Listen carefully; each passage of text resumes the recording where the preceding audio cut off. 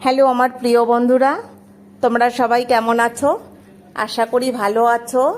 আজ নিয়ে এসেছি দারুণ ঝাল কুল মাখা বা বড়ই মাখা। দেখো আমার মহারাজ, মানে তোমাদের দাদা ভাই, আমার বর, সে তো একদম মাখা খেতে উস্তাদ।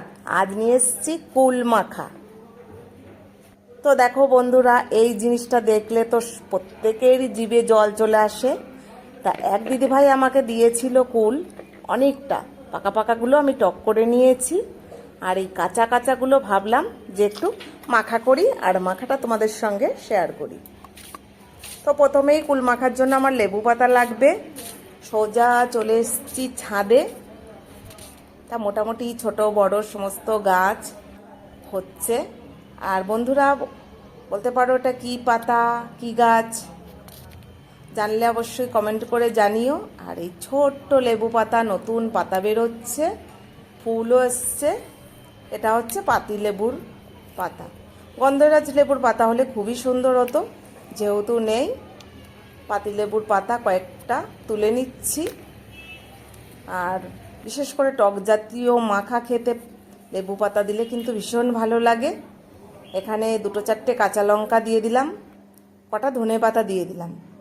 আমি আবার এই খুব বেশি ঝাল আমি পছন্দ করি না, তাই এখানে 5টা কাঁচা লঙ্কা দিয়েছি। প্রথমে শিলে আমি কুলগুলো একটু থ্যাতো করে নেব।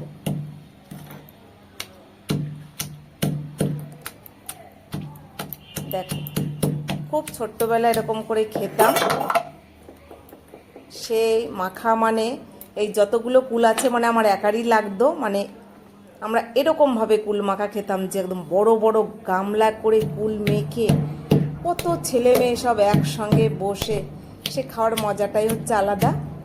যাই হোক, শেষে 2-1টা কুলের বীজও আমি থেতো করে নিচ্ছি।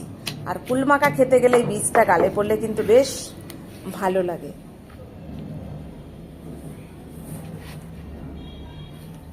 তা সব কুলগুলো আমি থেতো করে নিয়েছি।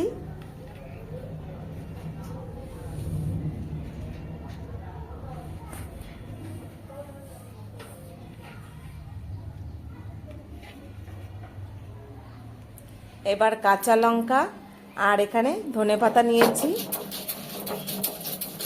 এটাকে বেটে নেব। আর একটু সর্ষে নিয়েছি। এখানে আমি সর্ষেটা হলুদ সর্ষে ব্যবহার করেছি। এই সর্ষেটা খেলে অম্বল হয় না, আর মাখা খেতেও ভালো লাগে। আর ওই কালো সর্ষেটা খুব ঝাঁঝালো হয়, আমার ওই শুরুতেই নাক জ্বালা করতে থাকে, তারপরে তো রইল অম্বল পড়ে। আমি সবসময় হলুদ সর্ষেটা ব্যবহার করি। সর্ষে, কাঁচা লঙ্কা, ধনেপাতা সব একসঙ্গে একটা পেস্ট করে নিচ্ছি।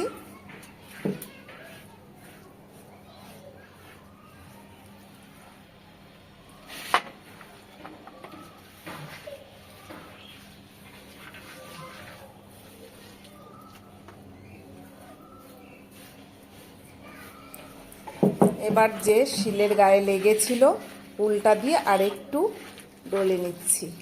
শুরুতেই তো মানে কি বলবো, জিভে জল চলে আসছে। শুধু ধরে রেখেছি, একটু নুন দিয়ে দিলাম। তো বন্ধুরা দেখো, আমি এখানে কাঁচা লঙ্কা ব্যবহার করেছি। তোমরা চাইলে এখানে লঙ্কা পুড়িয়ে বা ভেজে শুকনো লঙ্কা ওটাও ব্যবহার করতে পারো, ওটার স্বাদও ঠিক অন্যরকম। যেহেতু আমি সর্ষে ধনেপাতার একটা কাঁচা লঙ্কা দিলে একটা সুন্দর গন্ধ বেরোয়, তার জন্য আমি এখানে কাঁচা লঙ্কা ব্যবহার করেছি। তো ভালো করে এইভাবে একটু চটকে নিচ্ছি। আর যারা বেশি টক না পছন্দ করো, হালকা একটু চিনি দিয়ে দিতে পারো এখানে। যেহেতু আমি টক ভীষণ পছন্দ করি, তাই এখানে আমি চিনি দিলাম না, হাতটাকে একটু চেটে নিচ্ছি। তো আমার এই ছোট্ট রান্নাঘর এখনও রেডি হয়নি, কমপ্লিট হয়নি, তাই আমি একটু এদিক সেদিক করে রান্না করছি।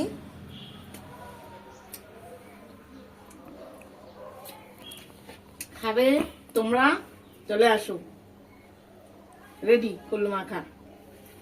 ওহ কি স্বাদ! সেই ফিরে গেছি 20 বছর আগে।